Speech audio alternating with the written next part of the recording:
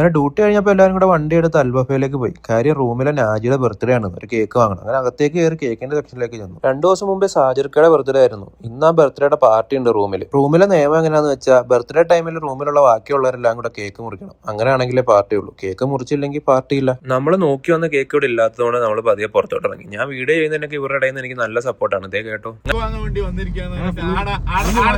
Video എടുക്കാം ആ cake ഷോപ്പിന്റെ അല്ലേ ഇവന്റെ വീഡിയോ കൂടി പബ്ലിഷ് ആകാം. അതായത് ആപ്പി മറ്റേ ആപ്പി കണ്ട ഫോട്ടോ അങ്ങനെ നമ്മൾ നേരെ ഈ ഷോപ്പിലെത്തി. അവിടെ ഒരുപാട് കേക്കുകളുണ്ട്. അങ്ങനെ അതിനകത്തൊരു കേക്ക് നമ്മളെടുത്തു. കട അടയ്ക്കാൻ സമയമായിട്ട് പെട്ടെന്ന് തന്നെ ആ പുള്ളി എല്ലാം സെറ്റ് ചെയ്ത് പെട്ടെന്ന് തന്നെ ഒന്ന് കേക്ക് വാങ്ങി നമ്മൾ പുറത്തേക്ക് ഇറങ്ങി. അങ്ങനെ റൂമിലെത്തിയപ്പോഴത്തേക്കും സാജിർക്കയുടെ ബർത്ത്ഡേയുടെ ചെലവായിട്ടുള്ള ഫുഡ് റൂമിലുണ്ടായിരുന്നു. ഒരു ഹാഫ് പോർഷൻ അൽഫാമും. അങ്ങനെ അതൊക്കെ കഴിഞ്ഞ് കുറച്ച് കഴിഞ്ഞപ്പോഴത്തേക്കും 12 മണിയായി കേക്ക് മുറിക്കാനുള്ള സമയമായി. അങ്ങനെ ടേബിളൊക്കെ സെറ്റ് ചെയ്ത് കേക്കൊക്കെ എടുത്ത് വെച്ചു. ഇവൻ 2 വർഷമായിട്ട് ഇവിടെ വന്നിട്ട് ഇവന്റെ മുടിയൊന്നും കൊഴിയുന്നില്ല. ഞാൻ ഇവിടെ വന്നണക്കതിന് ശേഷമുള്ള ആദ്യത്തെ ബർത്ത്ഡേ സെലിബ്രേഷൻ ആണ്. സാജിർക്കയുടെ ബർത്ത്ഡേക്ക് ഞാനിവിടെ ഉണ്ടായില്ല. അങ്ങനെ കേക്കൊക്കെ മുറിച്ചു. ആദ്യത്തെ ചടങ്ങിന് വേണ്ടി മാത്രമേ അവന്റെ ആവശ്യം നമുക്കുള്ളൂ. അതിനുശേഷം നമ്മൾ കട്ട് ചെയ്ത് നമ്മളെല്ലാവരും കഴിച്ചു. അപ്പൊ ഇന്നത്തെ വീഡിയോ ഇത്രയേ ഉള്ളൂ. അപ്പോൾ വരുന്ന വിശേഷങ്ങൾ അടുത്ത വീഡിയോ കാണാം. അപ്പോൾ ഓക്കെ, ബൈ.